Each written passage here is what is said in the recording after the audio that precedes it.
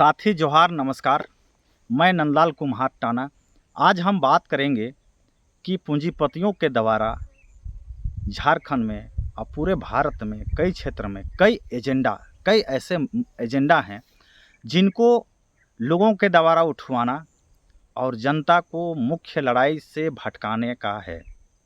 ये बात को आपको खुद समझना पड़ेगा।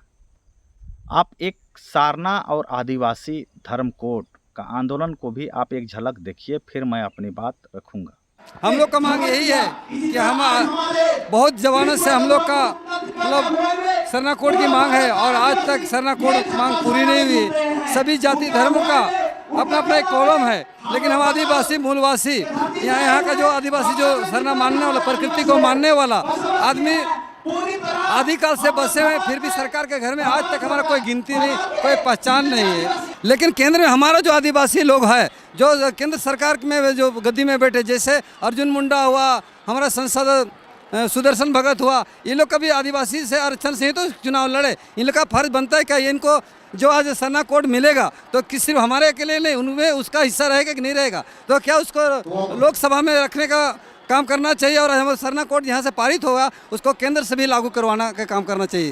लेकिन आज तक नहीं किया, इसलिए आज हम लोग ये तीर धनुष लेकर के आए हैं और दिखाने के हमारा पारंपरिक हथियार और अपना पारंपरिक ड्रेस के साथ में, ताकि हम अपने मांगों को रखें, ताकि जनता इसको जान पाए और सरकार भी जाने कि हमें जनता जो नहीं जान रही उसको भी जनवाना है और सरकार को जनवा कि हमारा केंद्र में जल्दी से जल्दी पास हो, और नहीं तो इस बार हम लोग आंदोलन को जारी रखेंगे और हो सके तो हम कभी कभी ऐसा भी हम लोग झारखंड को चक्का जाम भी करेंगे और यहाँ से जो भी हमें खनिज पदार्थ जाता है तमाम देश में जो फैक्ट्री चलती है उसको बंद करने का काम करेंगे। और इस बार जब वोट होगा 2024 में तो जनगणना नहीं तो जनगणना कॉलम में मेरा नाम नहीं तो वोट नहीं, यही बोल के हम लोग आंदोलन कर रहे हैं।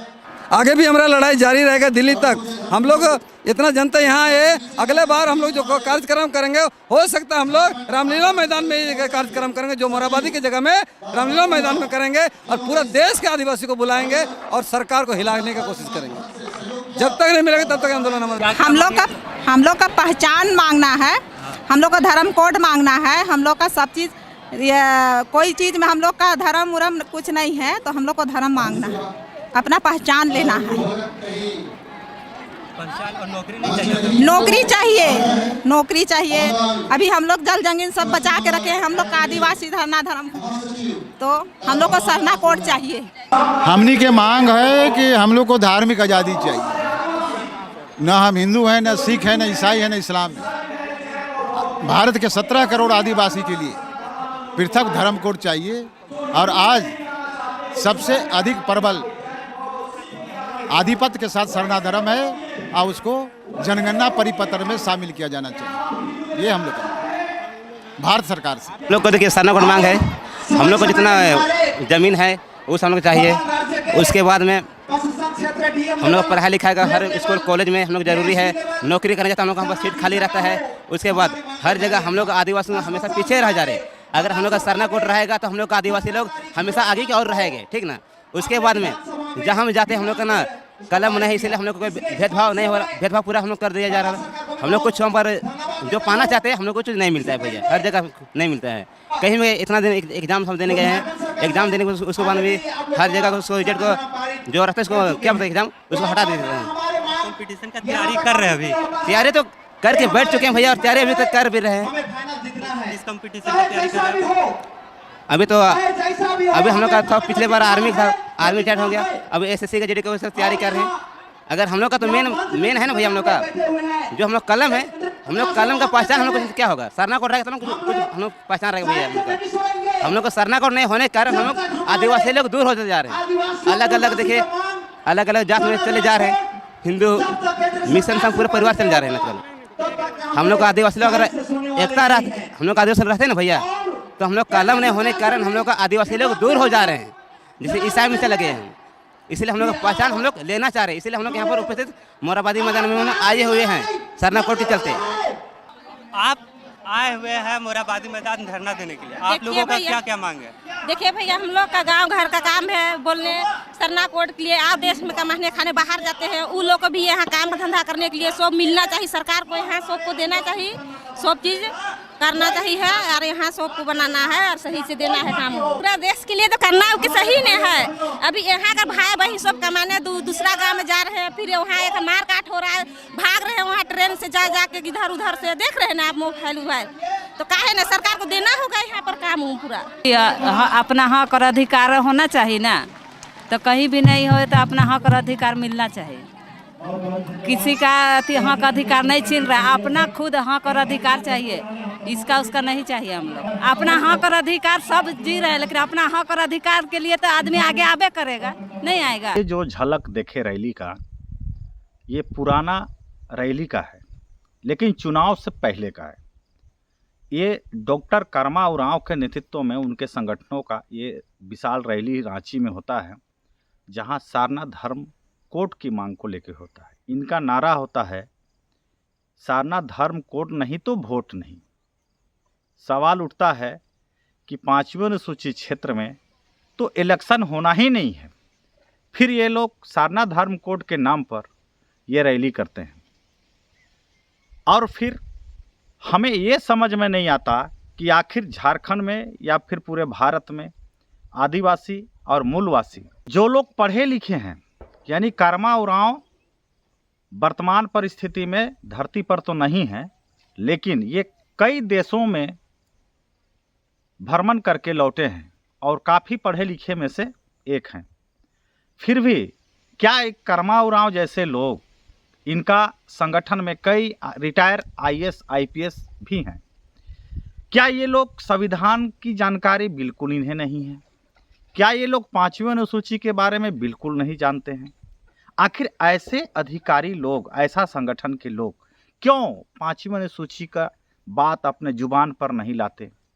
क्यों समान शिक्षा नीति पर बात नहीं करते? क्यों किसान के लिए MSP गारंटी कानून की बात नहीं करते? क्यों सभी के खेत में पानी की बात नहीं करते? क्यों सभी प्रखंड में कोल्ड स्टोरेज की बात नहीं करते? जबकि आदिवासी और मूलवासी का सबसे बड़ा रोजगार का माध्यम खेती-बाड़ी है, कृषि कार्य है, और खेती-बाड़ी के अलावा कोई विकल्प नहीं है जल जंगल जमीन को बचाने के लिए। फिर मैं सिर्फ कर्मा उरांव की बात नहीं कर रहा हूं, लेकिन कर्मा उरांव के जैसे हजारों आदिवासी मूलवासी जो IAS IPS रिटायर कर चुके हैं, और ये लोग कोई ना कोई NGO और संस्था बनाते हैं और किसी न किसी राजनीतिक दल से अंदरूनी गठजोड़ करके कुछ मुद्दा को उछालते हैं और फिर आंदोलन का बिंगुल फूंक देते हैं। और भोले भाले आदिवासी मूलवासी जो ज़मीन में दरी में बैठ करके भाषण सुनते हैं और थपड़ी बजाते हैं। सवाल उठता है कि जब तक बुड़बक जिंदा रहेगा, होशियार भूखे नहीं मरेगा, ये कहावत गांव के लोगों में है। लेकिन अपने समाज के लोगों को गुमराह करके आखिर कब तक लोग चलेंगे? आज जो स्थिति है समाज में, गरीबी का, भूखमरी का, बेरोजगारी का, रोज दिन लोग पलायन कर रहे हैं, हजारों लोग की मृत्यु हो रही है, जिसका सूद खबर लेने वाला कोई भी नहीं है। सिर्फ एक टिकट की लालच में अपना चेहरा चमकाने के लिए आदिवासी मूलवासी रास्ता से किस तरह से समाज को भटकाते हैं, हम आगे आपको दिखाएंगे और एक झलक दिखाएंगे, जिसमें झारखंड में शिक्षा मंत्री के रूप में रहे और फिर बिहार सरकार में भी मंत्री पद पर रहे लोग। इनका मांग है आदिवासी कोड का। सवाल उठ रहा है, सारनाथ धर्म कोड एक अलग है, आदिवासी धर्म कोड एक अलग है, और आदि धर्म कोड एक अलग है, विद्यमान विधि का कोड अलग है। लेकिन मानसा सबका एक है, प्राकृतिक पूजकों के लिए। अप्राकृतिक पूजक जो हैं पूरे भारत में अगर आप देखेंगे तो वोट जो होता है, जिसमें अरबों खरबों का जो खर्च होता है, सिर्फ प्राकृतिक पूजकों का वोट को अपने ओर आकर्षित करने के लिए। बाकी सभी जातियों का, सभी धर्मों का वोट शिफ्ट है, उनका बेस वोट क्लियर है। जैसे आप जानेंगे, कांग्रेस समर्थित जितने भी गठबंधन पार्टियां हैं, उनको मुस्लिम का और ईसाई का बेस वोट उनका क्लियर है। और उसी तरह बीजेपी के लिए RSS और का और फिर बड़े जातियों का और कुछ और पिछड़ी जाति के लोगों का जो संविधान से अनभिज्ञ हैं उनका बेस वोट उधर जाता है। जो लोग संविधान को पढ़ लिए हैं, शिक्षित हो गए हैं, वैसे पिछड़ी जाति और जो लोग आदिवासी प्राकृतिक पूजक हैं, वो बीच में जो कुछ वोट 10-20 हज़ार का प्रत्येक विधानसभा में जो रेशियो होता है शिक्षित लोगों का, वो सिर्फ वोट को कन्वर्ट करने के लिए, अपने ओर लाने के लिए हजारों करोड़ों रुपये का चुनाव में खर्च होता है। पूरे देश की बात कर रहा हूं मैं। तो सवाल उठता है कि जो प्राकृतिक पूजक हैं उनके लिए तो स्पेशल भारत का संविधान में और भारत के संविधान के भीतर और एक संविधान विद्यमान विधि है और 5वें अनुसूचित क्षेत्र के रूप में एक अलग भी क्षेत्र दिया गया है, उस ओर क्यों नहीं ले जाते? आखिर क्या मानसा और कब तक चलेगा ये सब दोगला राजनीति?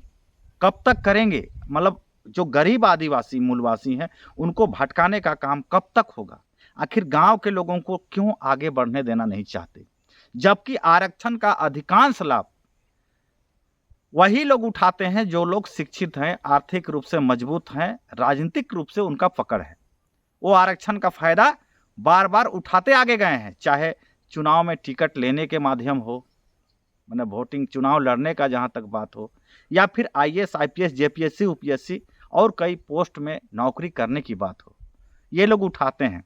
लेकिन जैसे अपने गरीब जो निचला तबका है, जो खेती बाड़ी करते हैं, जो मजदूरी करते हैं, वैसे आदिवासी मूलवासी को कौन ऊपर उठाएगा? आगे आप इस वीडियो को भी देखें जहां पर कई लोग अपना अपना बयान रख रहे हैं। तो आदिवासी धर्म को या आदि धर्म जो है हमारे लिए सबसे उपयुक्त शब्द है, क्योंकि आदिकाल से बसने वाले, हमारे अनंत काल से यहाँ पर बसने वाले जो अपने मूल धर्म में रहे हैं, उनको अपना कोड मान सम्मान स्वरूप, उनके अधिकार स्वरूप हम लोगों को मिलना चाहिए। और ये 2021 से पहले जो जनगणना शुरू होने वाली है, उससे पहले जो प्रपत्र में ये शामिल हो, यही मांग सरना कोड की बात निरंतर कर रहे हैं। बहुत निश्चित है, उनको भी इस बात की जानकारी है कि इस आधार पर नहीं मिलेगा, क्योंकि क्षेत्रीयता की भी इसमें बात आ जाती है। सरना कोड को मानने वाले, आस्था रखने वाले झारखंड को मिला के 6 राज्य हैं और उसके आधार पर पूरे देश के आदिवासियों की पहचान निर्धारित नहीं हो सकती है, ये स्पष्ट है। तो फिर अगर वो लोग कर रहे हैं तो वो अपने मन की करें, मगर एक बात तो ये जरूर आ रही है कि वो समाज को भटकावे में और बहलावे में रख रहे हैं, जिसका अंततः नतीजा कुछ नहीं होने वाला है। आदिवासी धर्म कोड मिल जाएगा तो जो सरना में आस्था अपनी रखते हैं वो तो सरना ही लिखेंगे। गोंड ये और बाकी भील जो हैं, कोया परनेम है, टोडी है, या आदि धर्म में है, या बिरसाए, जो भी लिखना चाहें लिख सकते हैं, जैसे पहले अन्य के कॉलम में हुआ करता था। मगर सिर्फ अभी जो ये अभियान है, आंदोलन है कि आखिरकार हम लोगों को अपना जो पहचान है, सम्मान हम लोगों को मिल जाना चाहिए, जो जनगणना के वक्त ही हो सकता है, और वो हमारी बाकी जो प्रक्रियाएं हैं जितनी भी होती हैं उसमें भी ये शामिल स्वतः हो जाएगा। तो ये हमारी पहचान को पुख्ता करेगा और हमारे अपनी जो धार्मिक आस्थाएं हैं उसको। देश के लेवल पर हमको आदिवासी धर्म कोड चाहिए, क्योंकि ये देश का मामला है। हम रांची में ही नहीं रहते हैं, हम त्रिपुरा में भी रहते हैं, महाराष्ट्र में भी रहते हैं, छत्तीसगढ़ में रहते हैं। तो पूरे देश की आदिवासियों की एकता और अखंडता और शक्ति और आदिवासी शक्तिकरण के लिए हमें आदिवासी धर्म कोड चाहिए। यहाँ के माननीय मुख्यमंत्री देखते हैं तो हम समझते हैं कि आत्मघाती कदम होगा। और हम लोगों का जो अभी सामाजिक बैठकें हुई विभिन्न जनजातियों का, और हम लोग उनको प्रस्ताव देंगे कि सरना कोड न आदिवासी धर्म कोड को लेकर के आप जो है राजकीय संकल्प पारित करके केंद्र को भेजें। हम लोग आदिवासी धर्म कोड को लेकर बहुत पहले से आंदोलन कर रहे हैं, लेकिन कुछ लोग CNT एक्ट आंदोलन चल रही थी, लेकिन ज़मीन बचाने के लिए एक बात नहीं बोल रहा था। लेकिन जब अभी धर्म कोड की आंदोलन हो तो अपनी छवि बचाने के लिए लोग राजनीति कर रहे हैं। हम तो अपील करना चाहते हैं जो विभिन्न धर्मों से जो है इधर उधर हो रहे हैं, कोई सरना मान रहा है तो कोई ये मान रहा है, कि आइए अभी भी वक्त है कि एक खटिया और एक पटिया और एक मंच पर हम मिल करके आदिवासी एकता और अखंडता को लेकर के आगे बढ़ने का काम करें, तभी आदिवासी की समृद्धि होगी, आदिवासी का विकास होगा। आप लोग आदिवासी धर्म कोड पर विचार कर रहे हैं या मांग कर रहे हैं, लेकिन जो पहले से सरना कोड के लोग जो मांग कर रहे हैं उस पर कहीं ना कहीं नाराजगी जताए हैं। देखिए, आपको ये हम बता दें कि 6/10/2015 को हम लोगों ने एक धरना प्रदर्शन किया था जंतर मंतर में। उसमें स्वर्गीय धर्मगुरु हम लोग के वीरेंद्र भगत भी थे, शिवा कच्छप भी थे, हम भी थे और भी बहुत सारे लोग। और हम लोग ने स्पष्ट मांग दिया इस पत्र में, ये पत्र भी है आपको, कि प्रधानमंत्री को, कि हिंदू मुसलमान सिख ईसाई जैन बौद्ध की तरह सरना को भी अलग धर्म कोड दिया जाए। इस पत्र के जवाब में जो है आया, आपको ये पत्र है, इसमें ये जवाब आया कि 2011 के जनगणना में करीब 100 धर्म आदिवासी लोग मांग रहे हैं, और अगर हम सरना को अलग धर्म कोड देंगे तो फिर तो 100 जो धर्म कोड मांग रहे हैं वो लोग भी मांगेंगे। चिट्ठी में यह है कि हम 6 धर्म को नामांकित जरूर किए हैं, लेकिन सबको इस जनगणना प्रपत्र में डालना संभव नहीं है।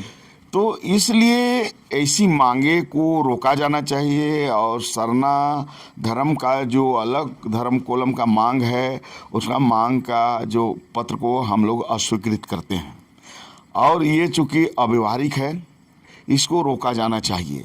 ये बातें जब वहाँ से पत्र आई, जो है पत्र हम लोगों को जो है आपको क्या कहते हैं 12/11/2015 को ये पत्र हम लोगों को आया। तो हम लोगों को इस चीज़ को समझ में आया कि सरना पूरे देश स्तर पर सहमति बनना संभव नहीं है, गोंडी को भी पूरे देश स्तर पर सहमति बनना संभव नहीं है, सारी को भी नहीं। तो हम लोगों ने फिर जो है सैकड़ों मीटिंग किए, आंकड़ा भी निकाले। जैसे सरना ही ये लोग बोल रहे हैं कि हम 28 राज्य में लिखे हैं, तो इसमें झारखंड में जरूर 86 लाख यहाँ जनसंख्या है, उसमें 41 लाख लोग सरना लिखे हैं। उड़ीसा में करीब 96 लाख लोग हैं, उसमें 4 लाख लोग लिखे हैं। पंजाब पश्चिम बंगाल में 52 लाख लोग, 53 लाख हैं, उसमें 4 लाख लोग लिखे हैं। लेकिन बिहार में 13 लाख हैं, 10,000 लिखे हैं। 78 लाख छत्तीसगढ़ में हैं, 8,000 लिखे हैं। बाद बाकी तो किसी असम में 39 लाख हैं, उसमें 301 लिखे हैं। ये आपको मध्य प्रदेश में 133 लिखे हैं, जबकि आपको माने 1.5 करोड़ करीब वहाँ जनसंख्या, जैसे मणिपुर में 1 लिखे हैं। हाँ, तो इस तरह से जो झारखंड से लोग गए हैं, हाँ, झारखंड से जो गए हैं वहाँ काम करने या नौकरी करने, वही लोग कहीं किसी राज्य में 4 लिखे हैं, किसी में 50 से 40 इस तरह से लिखे हैं। तो उस वहाँ भी तो बहुत बड़ी जनसंख्या आदिवासी की है, जो हिंदू मुसलमान ईसाई सिख बौद्ध जैन से अलग अपने को मानता है। तो उनके लिए तो धर्म कोड चाहिए हम लोगों को। तो इसलिए हम लोगों ने इसका डाटा भी निकाला कि 1871 में हमको आदिवासी धर्म के नाम से चिन्हित किया गया। 1881 में भी आदिवासी धर्म के नाम से चिन्हित किया गया।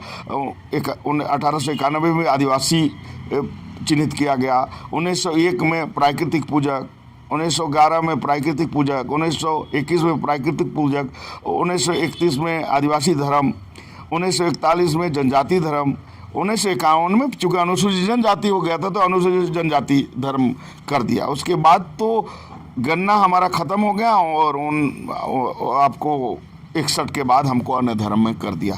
तो अब बताइए इतनी बड़ी जनसंख्या को हम लोग कैसे छोड़ सकते हैं? क्योंकि अगर आप देखेंगे, डाटा मेरे पास है कि आपको ये क्या कहते हैं 1971 में करीब सरना 9 लाख लोग लिखे हैं, 81 में करीब 14 लाख लोग लिखे हैं, है ना। तो इस तरह से धीरे धीरे जो है जब लोगों की जानकारी बढ़ी तब लोग सरना लिखना शुरू किया। लेकिन दूसरे राज्यों देश में के राज्य में वो लोगों को क्या लिखेंगे कुछ को जानकारी नहीं हुई। लेकिन 2011 के बाद पूरे देश स्तर पर ये धर्म कोलम जो है आगे बढ़ा है, और पूरे देश में चाहे मीना हो, भील हो, गोंड हो, सब लोग अपने को हिंदू से अलग लिखना चाह रहा है।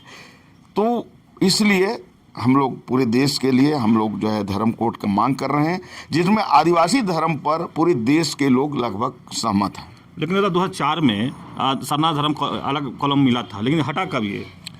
देखिए 2004 में हम लोग जब विधानसभा में थे, अर्जुन मुंडा मुख्यमंत्री थे, तो उस समय हम लोगों में जाति प्रमाण पत्र में धर्म का कॉलम को लागू किए थे।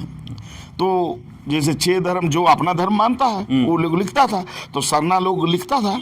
लेकिन माननीय बंधु तिर्की जैसे विधायक बने और मधु कोड़ा की सरकार बनी, उस समय जो है इसको उन्होंने जो जाति प्रमाण पत्र से उन्होंने हटवा दिया।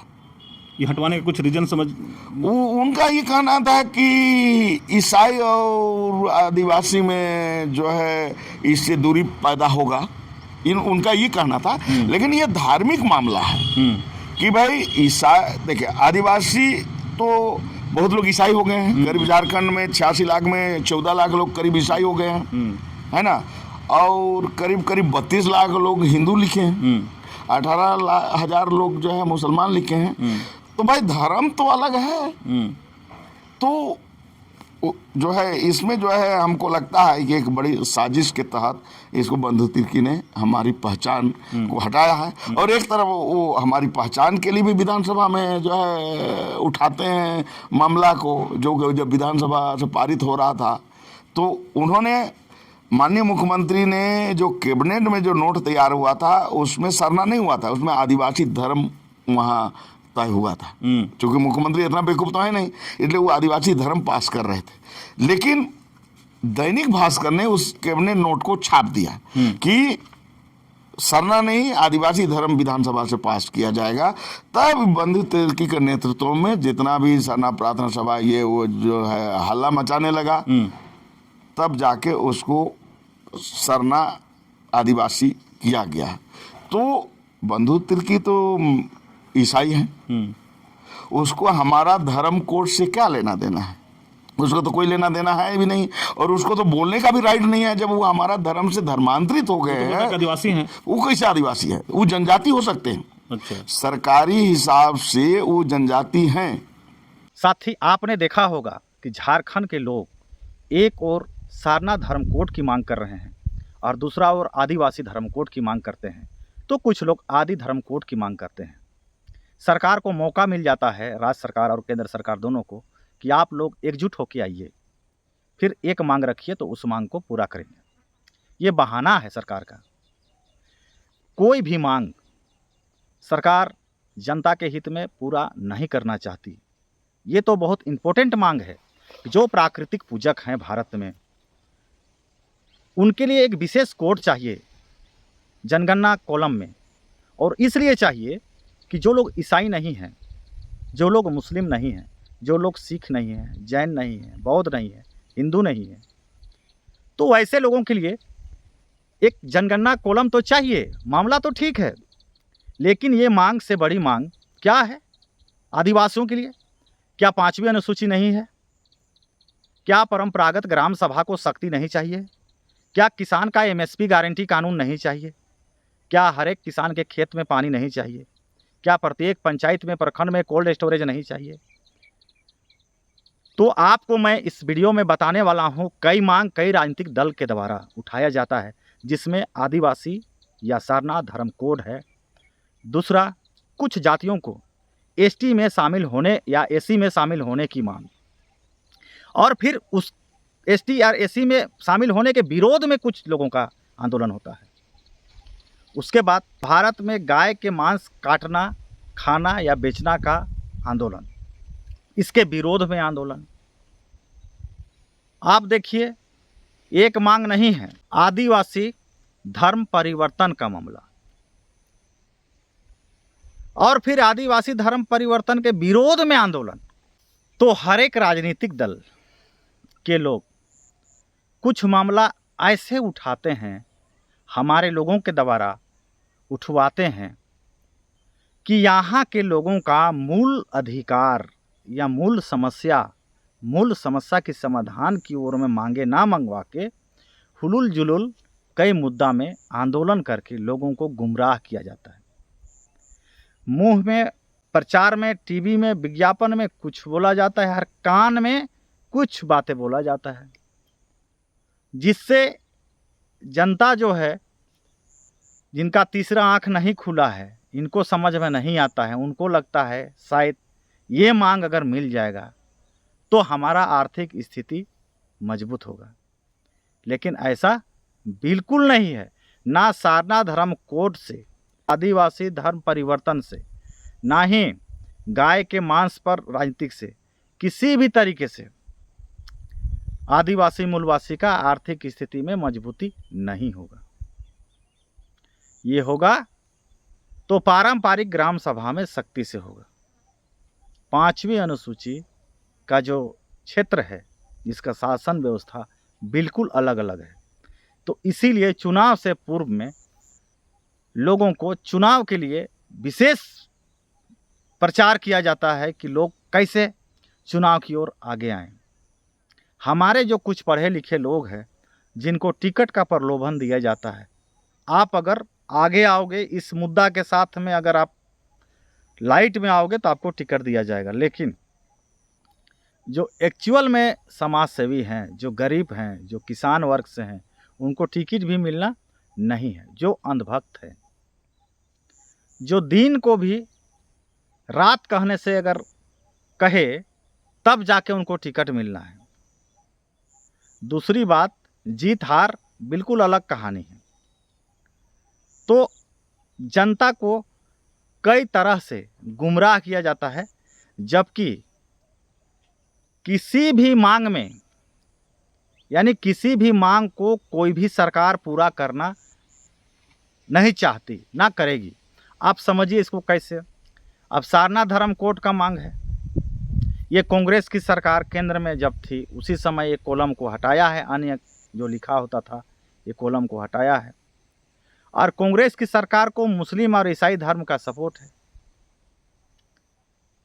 राज्य में कांग्रेस की सरकार है और केंद्र में आपका बीजेपी का सरकार है। तो राज्य की सरकार तो नहीं करेगी, लेकिन केंद्र की सरकार इसलिए नहीं करेगी क्योंकि जिस दिन सरना धर्म कोड दे दिया जाएगा उस दिन हिंदू अल्पमत में आ जाएंगे। मतलब अभी तो आदमी को पता ही नहीं है कि वो हिंदू है या सारना है या प्राकृतिक पूजक है। अभी प्रचार या अभी लोगों का नज़र उस ओर, संविधान की ओर नहीं गया है। जब लोग संविधान पढ़ेंगे, शिक्षित होंगे, तो सब संविधान के हिसाब से अपना अधिकार को ढूंढेंगे और उस दिन असली आज़ादी की कहानी रची जाएगी। लेकिन जब तक लोग संविधान से अछूत हैं, जानकारी नहीं है, तब तक लोग भटकेंगे ज़रूर, ये बात तो तय है। तो साथ ही हम जो बताने जा रहे हैं कि केंद्र की सरकार और राज्य की सरकार, ये दोनों पूंजीपतियों की कठपुतली मात्र है। और उनका कहना है कि झारखंड में शासन और सत्ता अगर चलाना है तो यहाँ के युवा, शिक्षित, बेरोजगारों को उलझाओ, भटकाओ, कई तरीके से भटकाओ, इनको आर्थिक स्थिति से कमज़ोर करो, इनके अंदर में इतना बीमारी फैला दो कि कोई भी आंदोलन के लिए तैयार ना हो सके। मानसिक रूप से इनको इतना शोषण कर दो ये कभी आंदोलन के लिए खड़ा ना हो सके। आर्थिक रूप से इनको इतना पंगु बना दो कि एक दिन भी ये किसी आंदोलन में समय ना दे सके। इस तरीके से यहाँ के लोगों को भटकाया जाता है। तब हम कहते हैं कि 5वीं अनुसूचित क्षेत्र का जो शासन व्यवस्था है ये गांव से संचालित होना है, लेकिन सभी आंदोलन शहरों में होता है। तो आज रांची में या दिल्ली में जितने भी आंदोलन, जितने भी अगुवाओं के द्वारा हो रहा है, ये पूंजीपतियों के इशारे पर उनसे फंड लेते हैं और लोगों को भटकाते हैं एक टिकट के लालच में। तो इस बात को आपको समझना बुझना ज़रूरी है। और इसी तीसरा आँख को, आपका तीसरा आँख को खोलने के उद्देश्य से मैं ये वीडियो बनाता हूँ। तो जितने तरह का आंदोलन है सब देखें। ये लोग, जितने भी लोग हैं जो सारना धर्म कोड की बात करते हो या आदिवासी धर्म कोड की बात करते हो या फिर गाय मांस पर बात करते हो या फिर धर्म परिवर्तन के मुद्दा पे बात करते हो, ये लोग जिनविन मांग, एमएसपी गारंटी कानून, किसान का हित में, किसान के लिए खेत में पानी, किसान के लिए कोल्ड स्टोरेज की बात कभी नहीं करते। ये लोग सरकारी विद्यालय में सरकारी अफसर का भी बच्चा पढ़े, नेता का भी बच्चा पढ़े, ये बात कभी नहीं करते। ये लोग कभी नहीं कहते कि पारंपरिक ग्राम सभा यानी गांव को अधिकार दिया जाए। ये लोग कभी नहीं कहते कि 5वीं अनुसूचित क्षेत्र में संविधान के अनुसार शासन चले, सरकार चले। ये सारे लोग टिकट के लिए लोगों को उलझाने का काम करते हैं। तो आपको बहुत ध्यान देना होगा, जानना होगा, समझना होगा ऐसे लोगों से आपको दूर रहना होगा और आपका तीसरा आँख को खोलते हुए आने वाला बाल बच्चों के हित में आपको सही रास्ता में चलना होगा और लोगों को चलने के लिए प्रेरित भी करना होगा। तो आज का इस वीडियो में इतना ही। जोहार, नमस्कार, धन्यवाद।